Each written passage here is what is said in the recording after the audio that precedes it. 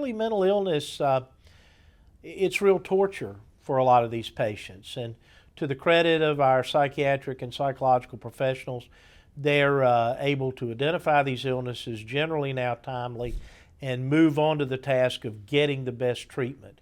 You need to get on the best treatment so that hopefully then no one, including the patient, is damaged through the failure to diagnose timely. The thing about mental illness in today's world, and I think most psychiatrists would agree with me, we have probably the very best mental health pharmacopoeia or drug collection that we've ever had to treat mental illness. Everything from schizophrenia to depression, to bipolar disorder, to personality disorders, etc.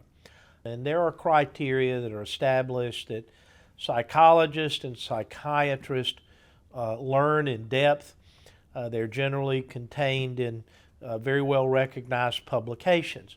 Psychologists and psychiatrists are trained to ask patients questions that allow them to differentiate one mental disorder from another. When they ask those questions, they take notes, they again put together the signs, the symptoms, again what the patient told them. The psychiatrist in that case then is able to look at the drugs he has available.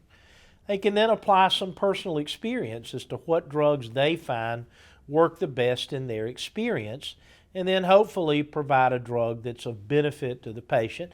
You need to identify the problem early. You need to see them in follow-up.